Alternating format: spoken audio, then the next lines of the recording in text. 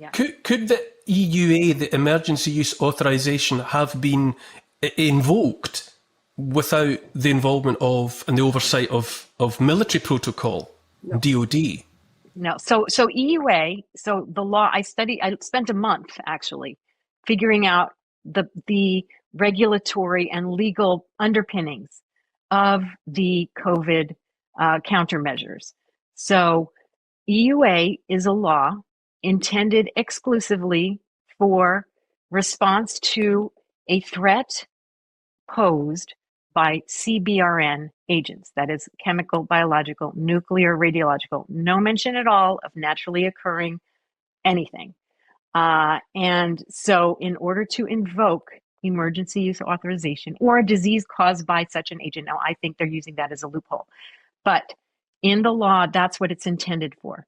And so when they said, and it is dated February 4th, so that's another reason. So the date, February 4th, is extremely important. That's why we're releasing it on this date. It's the recording that we have that the DOD on that date was calling the pharmaceutical companies and telling them it's a national security threat.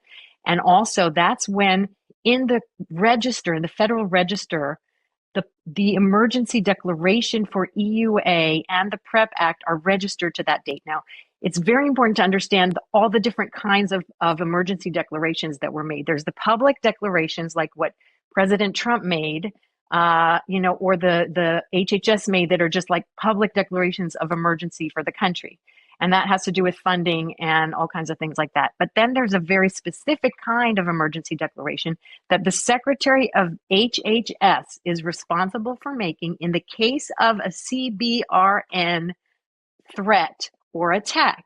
It's a very specific case, and it's supposed to be very limited in terms of geography and time, because if you think about it, if there's an attack by a bioweapon on a city or during warfare, it's limited to a particular place, and hopefully, we can contain it and we can, get people out of there, or we can give them a countermeasure and it's over. It's not intended for a whole country and certainly not intended for the whole world. So an EUA to indemnify people because a product was about to be offered to 8 billion people alive at the same time was an unprecedented event.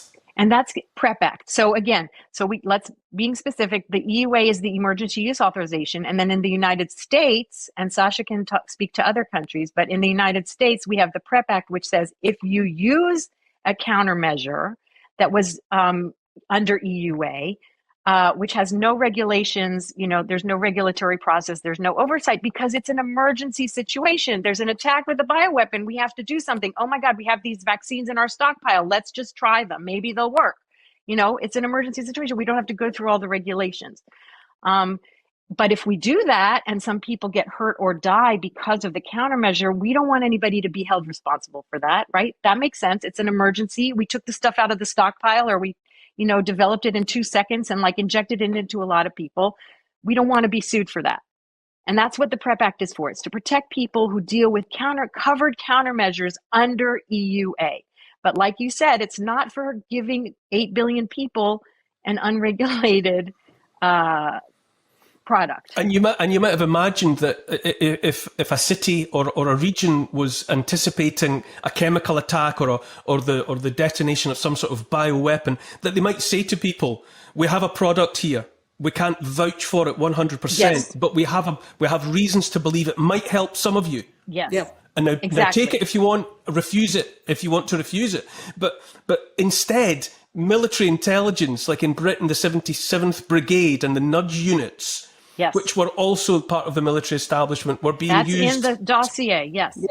To encourage people to take something. They weren't saying, this might help, it's a desperate situation, you've got 5 minutes to make a decision. It wasn't like that. Yeah. It was rolled out. So in the law, in the US law about the EUA countermeasures, they're only for these CBRN attacks, only for the chemical, radiological, biological, nuclear. And absolutely, so the Congress insisted, reasonably, that there's an informed consent requirement. Now, yes, so the people need to be told about risks and benefits. Now, it's kind of funny because the way the EUA countermeasures, which is all these vaccines, go on the market is by 2 pieces of paper in the US, and actually globally it's the same. One piece of paper is HHS Secretary declares that in his sole opinion, one person, circumstances justify for it to be an emergency declaration for, let's say, COVID. One piece of paper. That piece of paper was issued by Alex Azar under Trump, and it has been extended 12 times now, and now it's extended by Javier Becerra, outgoing HHS Secretary, until end of 2029. So again, it was supposed to be limited. Remember, 2 weeks to slow the spread. Right. So in law, it's still in force for the next 5 years. It's still in force for the next year. Now, so the second piece of paper for the EUA specifically, HHS Secretary asks FDA Commissioner to issue EUA for a blanket EUA for all these products to address COVID. That's it. That's the entire regulatory process I just described to you. 2 pieces of paper, decisions by 2 people.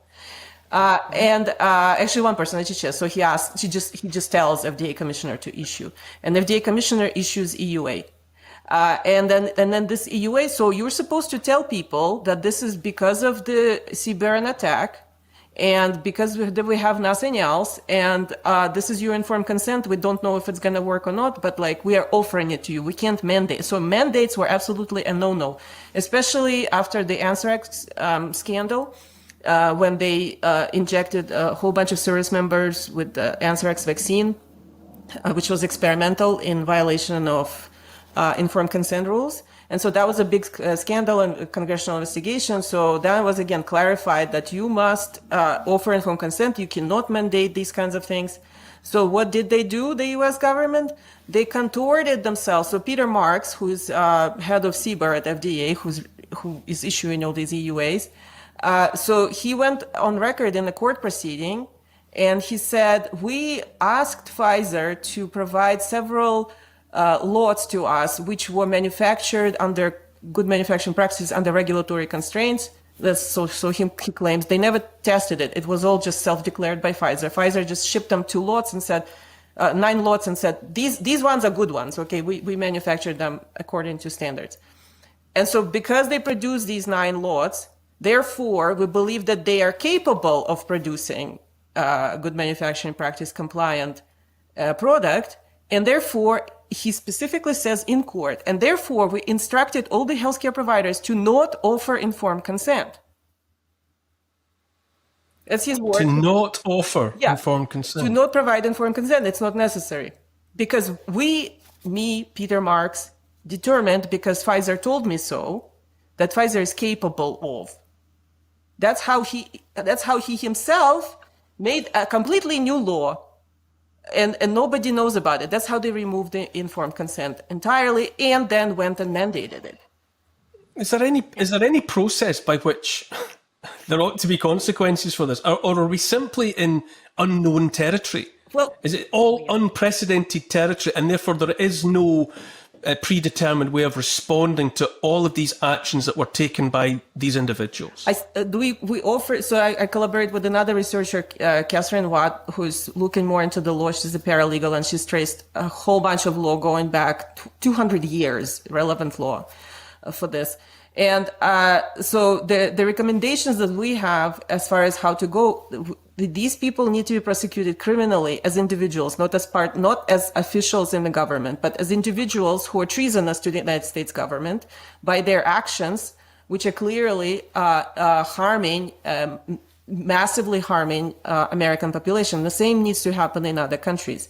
In addition, these laws, these illegal laws such as EUA, PrEP Act, all that, they need to be nullified. In the US, there is a pretty straightforward process by which states can nullify bad federal law. And that happened. So, for example, legalization of marijuana in the United States, in several states, happened by the process of nullification federal law that prohibits it. So they know how to do it. They're capable. Attorney generals of the states can bring criminal charges. And so far, unfortunately, only fake civil charges have been brought by Attorney General of Texas and Attorney General of Kansas. They're being all paraded as if this is a heroic act of suing Pfizer in Kansas and Texas. But I have written extensive analysis of these cases. They're just fundraising exercises. The Texas one already has been dismissed, and Kansas will be dismissed also. And I think I'm going to add to that, Sasha. Any approach to this that does not acknowledge the public-private partnership aspect of it, if you're just going after Pfizer, or if you're just going after Fauci, then you're not actually going after the entity or the entities that were in charge. Exactly. And you're actually kind of obscuring, either intentionally or not intentionally, what actually and happened. Often helping to solidify the bad law.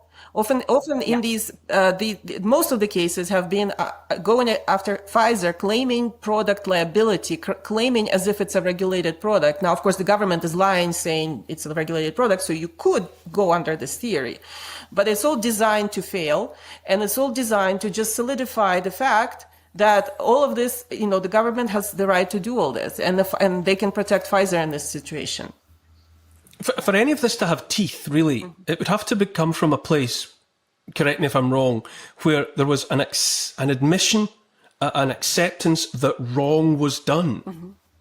That So this first should of not all- have happened. First of all, it has to be declassified. So even before you can admit that wrong has been done, you have to admit that somebody did something. And all the people who did it have security clearances and can't talk about it. So sure, you can talk about Pfizer separately. You can talk about Fauci separately. You can talk about the public health agencies need to be reformed, and we need to have commissions all over the world that are spending tens and hundreds of millions of dollars, investigating COVID. But unless they look at the classified information from every country as we've laid it out in the dossier, so in various countries, including the United States, all of the discussions about the response started to be classified in January of 2020. So if we don't have that information, we can't even start to prosecute. Like you're saying, like I always get frustrated when people say, well, we have to prosecute here and there. Well, first of all, we have to get the information. The reason we can't prosecute right now anybody is because it's all classified and we don't have the information. So that's what the dossier is trying to do. How much interest have you had in the dossier so far? Because clearly, for these events to unfold, if they ever could or would, it has to be on front pages and channels all over the place. Has it pricked up ears, the dossier? I mean, your ears. You're the most mainstream we got to. Congratulations. It pricked up a lot. All the people that we know that we have been in touch with who have been publishing it. We have tried to publish it today on as many independent platforms as possible. We're trying to get it out simultaneously in order to make a bigger splash than when Sasha publishes her stuff and I publish my stuff and nobody pays attention. So thank you for helping us with that effort. But as far as getting attention, even from mainstream adjacent platforms, so far we haven't had any. We'll see. Yeah, we need help getting it out there, and introductions and just people looking at it, because as I said, it's facts only, references only. We're not putting any color on it. This is just what happened. Sasha and Debbie, you've been very generous with your time. Please, come back to me and update me with the progress of the COVID dossier, because this is holding it up and letting people be aware that it exists. So let's continue with this conversation and see if anything else unfolds from it. But for the moment, Sasha and Debbie, thank you so much for your time. Thank you. Thank you so much for having us.